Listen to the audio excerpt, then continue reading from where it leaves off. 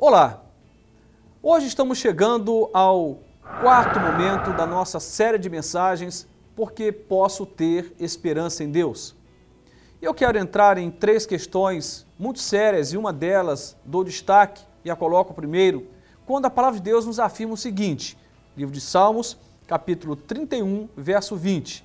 No abrigo da tua presença os escondes das intrigas dos homens, na tua habitação os proteges das línguas acusadoras. A primeira razão que posso me apegar para ter esperança em Deus é porque Ele é a minha defesa. Quando eu olho para essa afirmação, isso me traz muita paz. Olha como nós naturalmente somos acusados o tempo todo. Algumas dessas acusações chegam ao nosso ouvido, outras acusações são ditas diante de nós, mas há muitas outras acusações que nem tomamos conhecimento. Aliás, faz parte da natureza do homem caído, em pecado, sem a regeneração, sem viver uma vida com Deus, acusar todo mundo, usar a sua língua para acusar. No entanto, a Bíblia me diz aqui que o Senhor, na sua presença, que é vista como habitação, existe proteção para as línguas acusadoras. Se eu faço de Deus a minha habitação, o meu esconderijo, o meu lugar seguro, naturalmente a Bíblia afirma que eu serei protegido das línguas acusadoras. É óbvio que falarão, nós não podemos controlar o que os outros falam sobre nós, mas podemos ter o livramento de Deus, podemos ter essa proteção de Deus em relação às calúnias. Interessante pensar que toda acusação ou boa parte dessas acusações, pelo menos no contexto que esse texto propõe, está ligado à maledicência, a acusações que são resultantes de juízos errados, de distorções da verdade. E, enfim, as pessoas vão estar falando e falando o tempo todo sobre nós em algum momento. E muitas são as vezes que somos acusados de coisas que não devemos, de questões que não estamos envolvidos e aí por diante. No entanto, a Bíblia diz que Deus é a sua defesa e isso deve gerar em você esperança. Vez ou outra queremos nos auto-justificar, queremos nos defender e alguns chegam ao ponto de contratar advogados, de constituir para si advogados, de processar, de fazer isto e aquilo, calúnia, difamação e etc. No entanto, a Bíblia diz que a vingança pertence a Deus, não a nós. Se alguém se levanta contra nós e se estamos no centro da vontade de Deus, se estamos na verdade, vivendo pela verdade, guiados pela verdade, não precisamos temer nada, porque esse Senhor, que é o Deus da verdade, garante defesa, proteção. E mesmo que hajam palavras de calúnia, de maledicência, de acusação contra você, essas palavras, no tempo certo, cairão por terra, se desfarão como um castelo de areia que não dá conta de se sustentar a longo prazo. Rapidamente, Deus mostra, por juiz justo que Ele é, mostra a verdade sobre todas as coisas. E em algum momento nós seremos justificados. Então entenda você que tem passado por um momento de muita acusação, que calhe ao seu coração essa convicção, o Senhor é a sua defesa. Uma outra questão que eu quero trabalhar nesse momento, que também é uma boa razão para que eu tenha esperança em Deus, é porque Ele é a minha e também a sua provisão.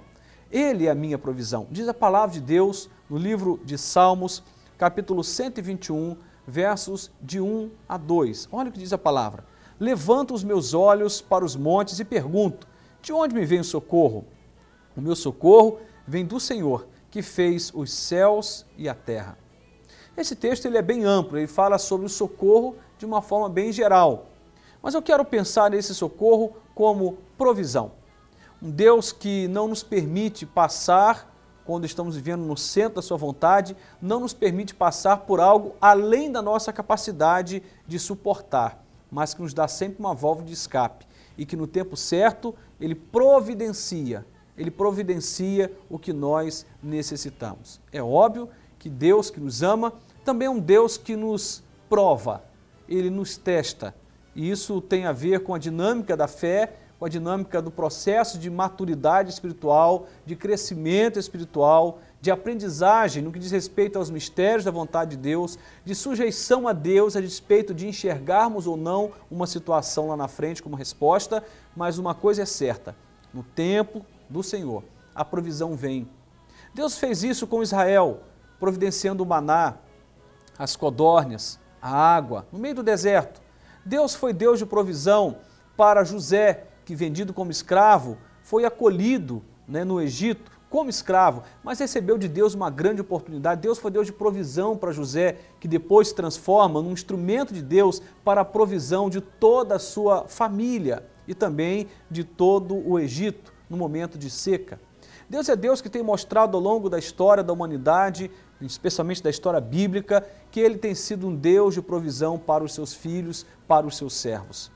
Como Elias, por exemplo, no momento delicado da sua vida, pôde ser suprido pelo Senhor, no meio do nada, no meio do deserto, e assim por diante. Podemos falar de vários outros personagens que a Bíblia apresenta para afirmar essa mesma verdade. Mas você tem a sua própria história, nós temos a nossa história, e vamos recordar que na hora certa Deus entrou com provisão. Bom, mas que hora certa é esta, pastor? Olha, isso é muito relativo, porque o meu tempo não é o seu, e o meu e o seu tempo não são o tempo de Deus. A Bíblia diz que os pensamentos de Deus são muito mais elevados do que os nossos pensamentos, assim como o céu está mais elevado que a terra. Então, descanse em Deus e crê nessa verdade. Se você olhar para o monte em algum momento e se perguntar, da onde me virá o socorro? Assim como o salmista, reafirme no seu coração, o meu socorro virá do Senhor, vem do Senhor, tem vindo do Senhor, que fez os céus e a terra. Deus é Deus de provisão e isso nos enche de esperança. Terceira e última questão, ou princípio espiritual, para afirmar que Deus é um Deus que pode gerar em nós esperança e que podemos ter esperança nele, é o que diz o salmista no Salmo 142, verso 2. E eu faço a minha última afirmação, porque nele tenho liberdade de expressão. Olha o que diz a palavra. Derramei a minha queixa perante a sua face, expus-lhe a minha angústia. Está tão difícil hoje você encontrar alguém para compartilhar. Você até encontra pessoas que param para te escutar, se o que você tem para dizer é algo interessante. Mas escute o que eu estou te dizendo agora. Existem questões relevantes na nossa vida, cruciais, que são pesadas, que são difíceis de ouvir e que nem sempre do outro lado vamos encontrar alguém disposto a ouvir, com um coração livre de preconceito, um coração desarmado, com um coração aberto em amor para te ouvir. E vez e outra, quando abrimos nosso coração para algumas pessoas que a temos como maduras e capazes, e ainda assim, algumas vezes, nos decepcionamos, porque somos colocados em xeque naquilo que nós compartilhamos. Não somos ouvidos como deveríamos ser ouvidos, somos julgados, na verdade. Somos julgados e de uma forma terrível por alguém que pressupunha deveria ser um amigo, um conselheiro, mas acaba sendo um acusador. E aí nós temos muita dificuldade nos dias de hoje de encontrar alguém para abrirmos o coração, para expormos as nossas angústias. Mas no Salmo 142, verso 2, o que a palavra diz é que em Deus podemos derramar a nossa queixa e podemos expor diante dele as nossas angústias. Deus não vai te ridicularizar. Deus não vai te expor à vergonha. Você encontra nele, e é o que diz a palavra, liberdade de se expressar. Tem angústias que quando expressamos para alguém, essa angústia é tomada como ridícula, como irracional. Há algumas queixas que podemos compartilhar com alguém podem ser tomadas como queixas sem sentido, sem nenhuma base e sermos mais uma vez expostos ao ridículo. Mas quando Deus para nos ouvir, Ele para nos ouvir de um jeito que nenhuma outra pessoa é capaz de fazer. Ele suspende tudo e Ele quer apenas te ouvir.